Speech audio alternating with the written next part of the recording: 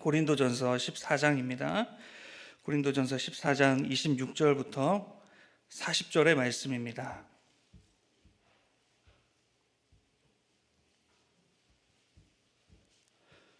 고린도전서 14장 26절부터 40절의 말씀을 제가 봉독하겠습니다.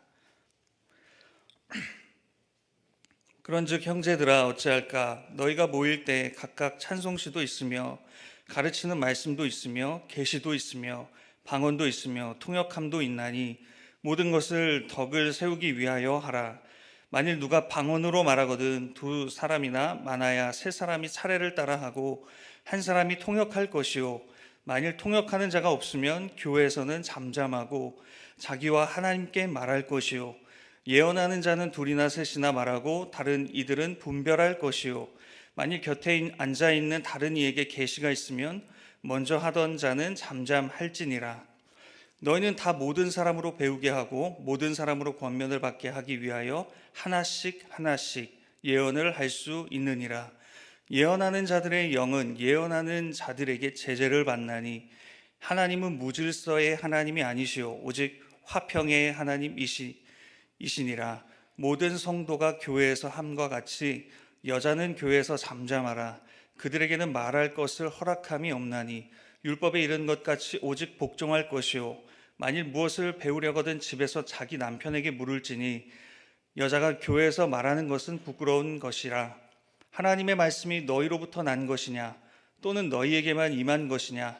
만일 누구든지 자기를 선지자나 혹은 신령한 자로 생각하거든 내가 너희에게 편지하는 이 글이 주의 명령인 줄 알라. 만일 누구든지 알지 못하면 그는 알지 못한 자니라. 그런즉 내 형제들아 예언하기를 사모하며 방언 말하기를 금하지 말라. 모든 것을 품위 있게 하고 질서 있게 하라. 아멘. 저는 오늘 모든 것을 품위 있게 질서 있게 하십시오라는 제목으로 우리 본문의 말씀을 가지고 하나님의 말씀을 나누겠습니다. 여러분, 우리가 계속적으로 고린도전서 12장에서 14장에 이르기까지 오늘 그 결론부에 이르게 되는데 무엇에 대해 계속적으로 바울이 말씀해 주십니까? 그 은사에 대해서 계속적으로 길게 이렇게 말씀해 주시는 것을 볼 수 있습니다.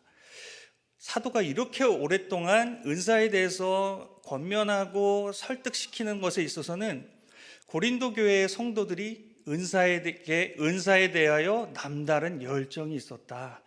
이것을 우리가 알 수 있습니다. 근데 그 열정이 너무 지나친 나머지 문제를 일으켰고 그 문제로 인하여서 제기됐던 많은 일들을 이 바울이 이제 해결책을 내놓고 있는 것이죠. 그러면서 오늘 이 은사 문제에 대한 결론을 오늘 본문 40절에서 이렇게 결론 짓고 있죠. 40절 말씀, 모든 것을 품위 있게 하고 질서 있게 하라. 자, 여기서 우리가 첫 번째로 품위 있게 하라. 이것은 어떤 의미인가 좀 오늘 본문 말씀을 통해 살펴보고 우리에게 적용해 보길 원합니다.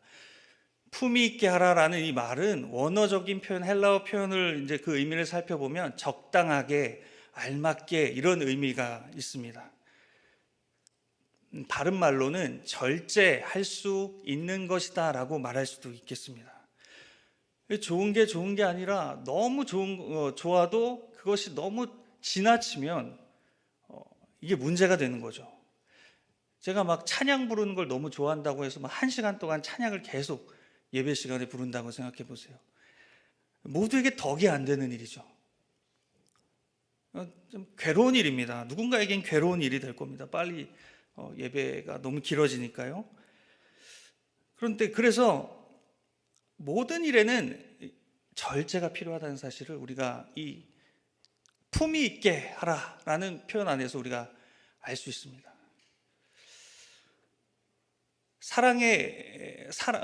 성령 충만한 성도는 절제할 줄 압니다. 여러분, 성령의 열매 9가지의 마지막이 무엇이죠? 절제입니다. 절제. 사랑으로 시작해서 절제로 맞춰지는 것이죠. 그래서 오늘 본문 이 14장의 결론 부분에서 은사 중에 특별히 방언과 예언에 대한 지침을 주면서 이것을 함에 있어서 절제해야 한다라고 그리고 그렇게 하여 질서 있게 하여서 교회의 덕을 세워야 한다는 것을 오늘 사도가 말씀해 주시고 있는 거죠. 이 14장 앞에서 우리는 계속적으로 무엇을 이 바울이 말씀하여 주셨습니까? 예언이 방언보다 우월하다라고 말하고 있습니다. 은사로 다 귀한 거죠. 다 소중한 것이지만 교회의 덕을 세운 데 있어서 예언이 방언보다 우월하다라고 이제 사도가 앞에서 말씀해 주셨습니다. 이 특별히 공예배 속에서 공예배에서 방언은 통역이 없으면 도리어 혼란을 야기하고 더 나아가서 분란을 일으키는 그런 위험이 있다라고 말을 하고 있습니다. 그래서 바울은 그런 방언은 아예 하지 마, 방언 금지라고 말하고 있습니까? 그렇지 않습니다. 모든 것을 알맞게 하라는 겁니다. 질서 있게 하라는 겁니다. 품위 있게 하라는 거죠. 그래서 오늘 본문 39절에도 이렇게 말씀하시지 않습니까? 그런즉 형제들아 예언하기를 사모하며 방언 말하기를 금하지 말라. 순서는 예언을 사모해라. 그러나 방언 말하기를 금하지 말라. 품위 있게 알맞게 교회를 위해 주신 은사를 사용해야 한다라는 거죠. 그러니까 무자르듯이 딱 방언은 필요 없어, 그것이 아니라는 겁니다. 적절하게 질서 있게 하나님께서 주신 은사를 사용할 것을 말씀하고 있습니다. 그러는 가운데 오늘 본문 26절 제가 읽어드립니다. 26절 말씀도 이렇지 않습니까? 그런즉 형제들아 어찌할까 너희가 모일 때에 각각 찬송시도 있으며 가르치는 말씀도 있으며 계시도 있으며 방언도 있으며 통역함도 있나니 모든 것을 덕을 세우기 위하여 하라. 너희가 모일 때라는 말은 지금 공적인 모임을 말하고 있습니다. 이 공적인 모임에, 다시 말해 개인 기도하는 시간이 아닌 이 시간에 뭐가 있습니까? 찬송시가 있고요, 가르치는 말씀이 있고요, 계시가 있고요, 방언이 있고 이에 대한 통역도 있다는 겁니다. 무슨 말씀입니까? 초대교회 예배를 상상해 보셔야 합니다. 지금의 교회 시대의 예배가 아니라 초대교회입니다. 초대교회. 그러니까 이 초대교회의 예배 형태를 그대로 오늘로 적용시키는 데는 무리가 있습니다. 왜냐하면 당시는 사도에게 계시가 주어지는 때고, 교회가 최초로 탄생해서 모든 민족으로 하여금 각처로 모든 언어로 교회의 탄생을 알리는 그 시작, 초대교회의 시대였기 때문에 이때의 방언은 각 민족의 언어로 이루어졌던 부분들이 오늘에는 그대로 적용되지 않는다는 거죠. 물론 하나님께서 비상적으로 복음이 필요하고 교회의 연합과 교회의 어떤 덕을 세우기 위해서 허용하실 수도 있겠으나, 당시의 방언과 예언과 어떤 이 계시 이런 것들에 대한 그 예배를, 공적 예배와 모임을 구성했던 내용들을 오늘날 그대로 우리 교회 시대에 적용하는 것은 무리가 있다는 말씀을 드리는 겁니다. 자, 그럼에도 불구하고 오늘 형제들아 너희가 모일 때 이런 것들이 있다라고 바울이 말씀하는 것을 통해서, 그리고 앞서서 품위 있게 적당하게 알맞게 주신 은사를 사용하라라고 사도가 말씀하신 것을 통해서 우리가 무엇을 알 수 있냐면, 성령 하나님의 자발성과 다양성, 예배 안에서 모두가, 성도가 적극적으로 참여할 수 있는 그런 일을 독려하고 있다는 사실을 우리가 알 수 있습니다. 여러분, 성령님께서는 제한받지 않는 분이시죠. 예배 안에서 다양하게 그 성령의 인도하심이 있습니다. 그리고 그 안에 모두가 적극적으로 참여할 수 있게 하십니다. 예배뿐만 아닙니다. 교회를 세워가는 일에 있어서도 마찬가지입니다. 은사를 주심에 따라 다양한 성도들이 그 은사를 가지고 교회를 세워가는 데 일에 협력을 하게 하십니다. 주님이 그렇게 하십니다. 주님의 교회니까요. 부름받은 에클레시아로 모인 모든 성도들이 주신 은사에 따라서 교회를 건강하게 다양한 은사를 통해 세워나가기를 원하신다는 겁니다. 자발적으로요. 누가 시켜서가 아니라 주님을 사랑하는 마음으로 열정을 가지고 성실하게 그 일을 할 수 있도록 참여하게 하시는 분이 성령님이라는 것을 말씀드리는 거죠. 자, 그런데 끝으로 바울이 이것에 대해 말씀하면서 아주 중요한 핵심 메시지를 마지막에 이렇게 26절에서 말씀하시고 있죠. 모든 것을 덕을 세우기 위하여 하라. 그러니까 이 모든 것을 문맥에 따르면 교회 안에서 일어나는 지금 공적 예배 안에 있는 모든 순서입니다. 그런 찬양, 말씀, 방언, 통역 이 모든 것이 덕을 세워가도록 하라 라고 말씀하고 있는 것이죠. 여러분, 덕을 세운다는 것이 쉽게 어떤 것일까요? 저는 이렇게 말씀드릴 수 있을 것 같습니다. 덕을 세운다는 것은 나 중심이 아니라 타인 중심으로 하는 것입니다. 은사도 봉사도 섬김도 그 은사를 하는 사람이 중심이 아니라 그 은사를 통해 유익하게 될 사람의 목적인 것이죠.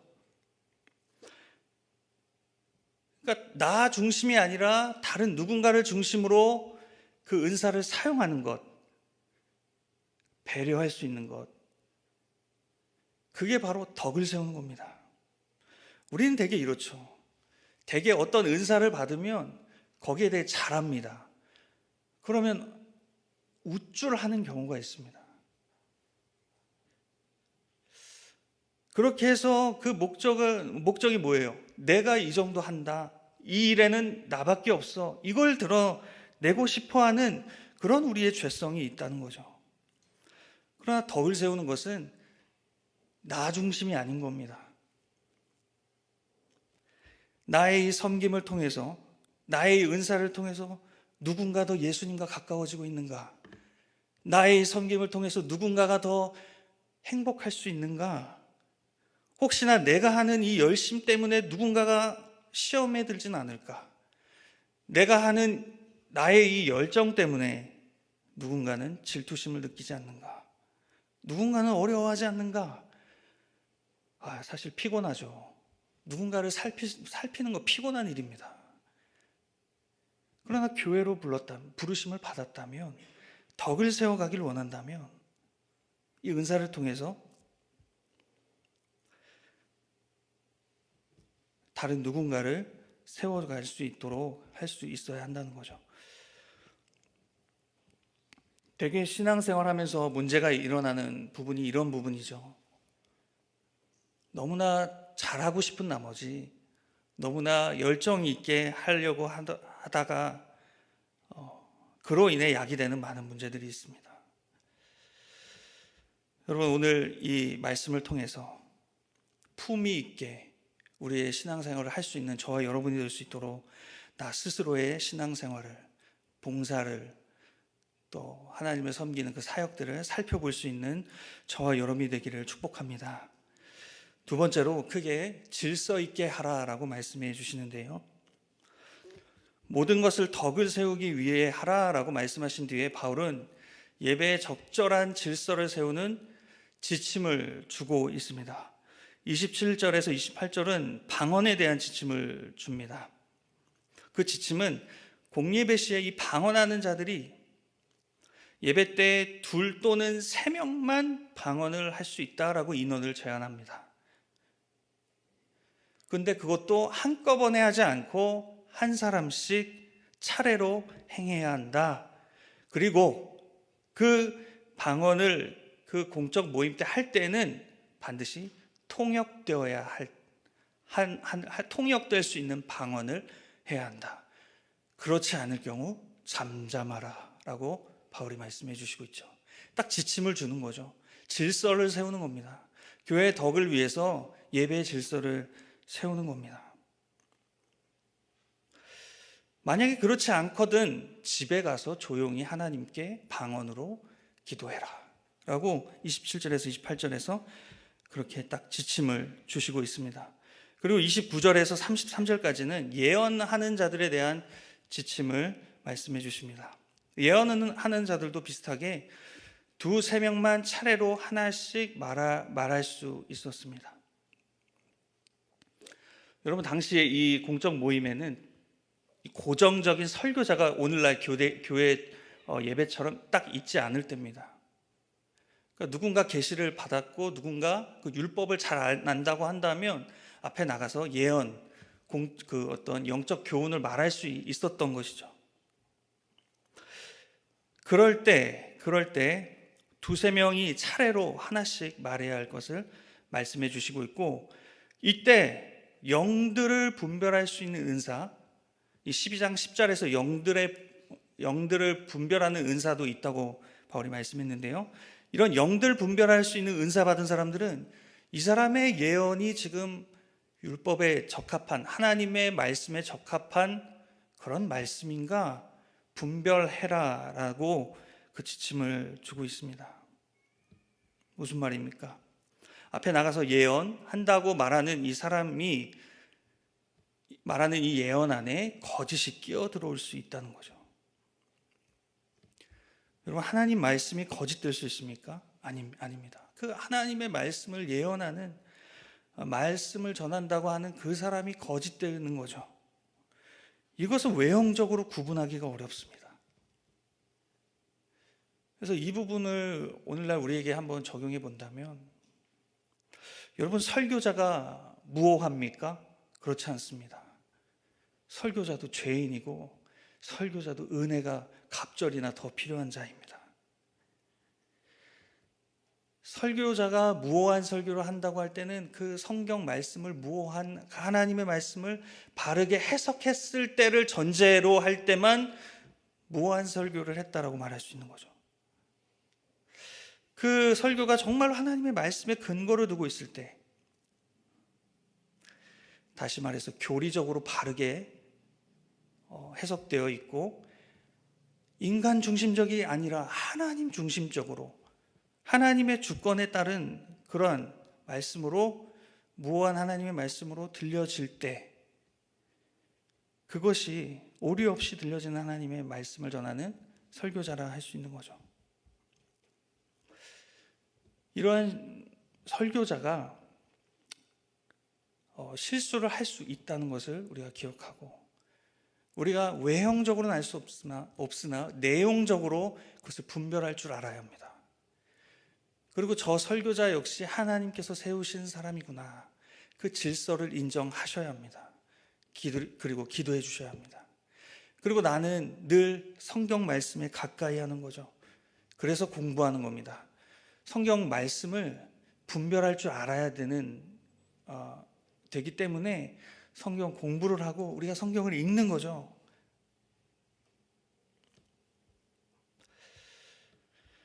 설교자의 실수로 실족하여 교회를 떠나는 일이 없으셔야 합니다.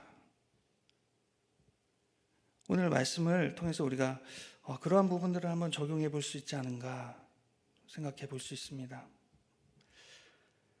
그래서 바울은 32절에서 예언자는 예언하는 자들에게 제재를 받아야 한다, 이런 말씀을 지금 주고 있습니다. 그리고 이어져서 갑자기 뜬금없는 것 같이 34절에 무엇을 말씀하십니까? 제가 한번 읽어드리겠습니다. 오늘 본문 34절을 여자는 교회에서 잠잠하라. 그들에게는 말하는 것을 허락함이 없나니 율법에 이른 것 같이 오직 복종할 것이요. 오늘날 이 말씀을 전한다면 설교자가 우리 여성 성도님들은 교회에서 조용하셔야 합니다 라고 말한다면 교회 다 떠나고 안 계시지 않을까요? 이것을 어떻게 해석해야 되겠습니까? 지금 문맥에 따르면 공적 모임에서 예언하는 거에 대한 부분을 말씀드리고 있었습니다. 그렇죠? 자, 이 가운데 갑자기 34절에서 여자는 교회에서 잠잠하라 라고 말씀하신다는 부분을 우리가 이해해야 합니다. 그러니까 여자는 교회에서 그냥 아무런 말도 하지 않고 조용해야 된다라는 말씀을 지금 하는 것이 아니라, 공적인 교훈을 주는 그 자리에 여인은 잠잠하게 그 교훈을 하는 자리라기보다 교훈을 받는 자리에 있어야 한다라는 것을 지금 바울이 말씀해 주시고 있는 겁니다. 당시에 이 고린도 교회의 특정 여성도들 중에 몇몇 무리들이 헬라 철학의 그 영지주의의 영향에서 완전히 벗어나지 못하고 자신이 선지자라고 자처해서 이 공적 모임에서 무질서하게 가르쳤던 그런 일들이 있었습니다. 거기에 대해서 지금 엄중하게 지금 바울이 질서를 세우고자 지금 말씀해 주시고 있습니다. 그러면서 이 여자는 공적 교훈을 가르치고 전하는 위치에 있어서 잠잠할 것을 말씀하시면서 그 근거를 34절에서 그 이유를, 잠잠해야 할 이유를 뭐라고 추가로 이렇게 달고 있습니까? 여자가 잠잠할 것에 대한 이유로 율법에 이른 것으로 오직 복종할 것이다. 복종할 것을 말씀한다. 이렇게 말씀하시고 있죠. 여러분, 각주가 있으시면 이 복종에 대한 이 표현이 나와 있는 부분에 각주를 밑에 나와 있는 성경을 보시면 창세기 3장 16절 이렇게 되어 있을 겁니다. 제가 한번 읽어드리겠습니다. 또 여자에게 이르시되 내가 내게 임신하는 고통을 크게 더하리니 내가 수고하고 자식을 낳을 것이며 너는 남편을 원하고 남편은 너를 다스릴 것이니라 하시고, 범죄한 이후에 그들이 받게 된 형벌이 나오죠. 그러면서 하와가 받게 될 그 고통은 무엇입니까? 임신하는 고통을 수반하게 된다. 그리고 너는 남편을 원하게 될 것이다. 그 남편은 너를 다스리게 될 것이다.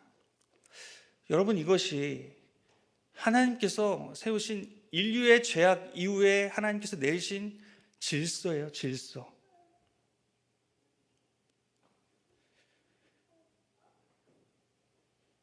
자, 남편이 너를 다스릴 것이라. 다스림을 받는 여인은 공적인 교훈을 받는 위치에 있는 것이죠. 근데 당시 이 회당에서 예배를, 공적 모임을 인도할 때 이 남자가, 남편이 앞에서 하나님의 율법을 강론한다고 할 때 이 특정 여성 성도들은 질문을 하고, 길게 질문을 하고, 거기에 대한 마음에 안 드는 답변을 하면 나와서 거기에 대해서 자기가 막 말하고, 이런 일들이 있었음을 우리가 유추해 볼 수 있습니다. 그래서 여인들은 너희는 집에 가서 그 질문에 대한 답을 남편에게 들어라. 이것을 지금 바울이 말씀해 주시고 있습니다.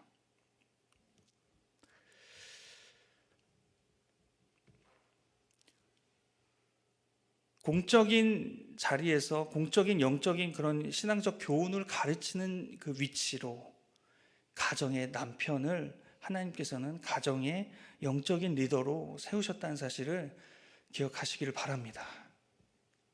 아멘이 안 나오시는데요. 예. 지금 참 어떻게 보면 창조적 질서가 많이 깨져 있죠. 오늘날 한국교회 모습들을 보면 여성 성도님들이 너무 많습니다. 앞에 제가 또 이 고린도전서 11장을 설교하게 돼가지고 또 그런 말씀을 드렸었는데, 또 오늘 본문이 이렇게 자꾸만 좀 어려운 이런 부분들을 말씀을 드리게 되는데요. 창조적 질서가 깨져진 거죠. 남편이 남편의 영적인 그 역할을 제대로 감당하지 못하니까 그 역할이 지금 다 여성들에게 쏠려 있게 되는 거 아닙니까? 누군가 역할을 잘 감당하지 못하면 다른 누군가가 더 배로 그 역할을 감당해야 되는 부담이 생기는 거죠. 하나님께서 세우신 창조적 질서를, 그 가정 최초의 교회 단위로 세우신 가정의 질서 잘 세워나가는 저와 여러분이 되시기를 축복합니다. 예, 정말로 애써야 합니다. 오늘 본문에 따르면 여성이 그렇게 잠잠해야 한다. 그럼 집에 가서는 답변을 들을 수 있어야 합니다. 남편에게 영적인 교훈을 들을 수 있는 답변이 있어야 되지 않겠습니까?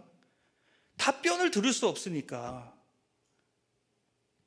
지금 이런 무질서가 생기는 거 아니겠습니까?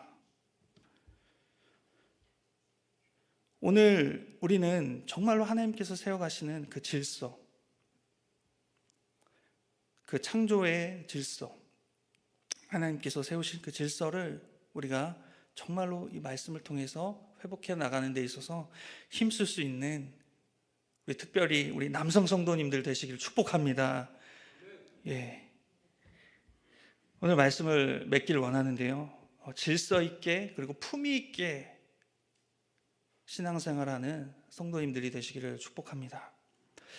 과거에 우리는요, 은사 강조하다가 어떻게 됐습니까? 은사 충만 하다가 교회의 품격이, 성도의 품격이 떨어지는 일이 오늘날 너무 많지 않습니까? 교인들끼리 서로 실족하고요, 세상을 향해 지탄을 받고 있습니다. 오늘 품위 있게 질서 있게 하라, 이 품위를 품격으로 좀 바꿔서 다시 한번 적용해 본다면, 우리가 정말로 성령 충만한 신자라면 성도의 품격이 있어야죠. 사랑이 있어야죠. 오래 참음이 있어야죠. 그 9가지 열매를 다는 못 이루더라도 정말 애쓰는 그런 모습들이 있어야 되지 않겠습니까?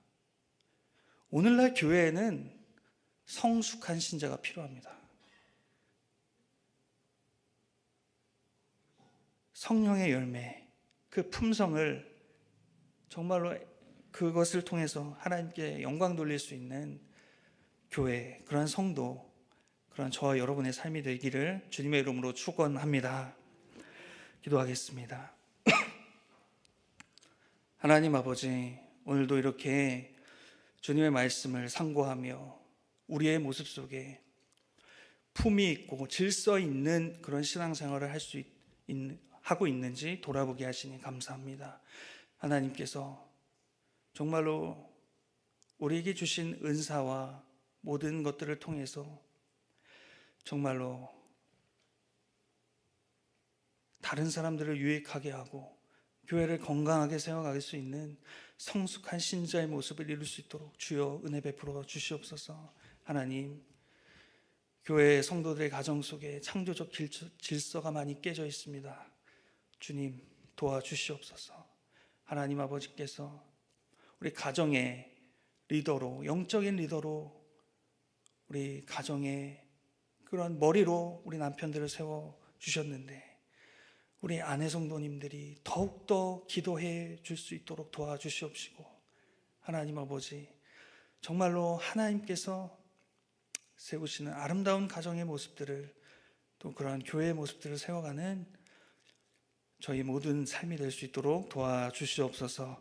예수님의 이름으로 기도합니다. 아멘.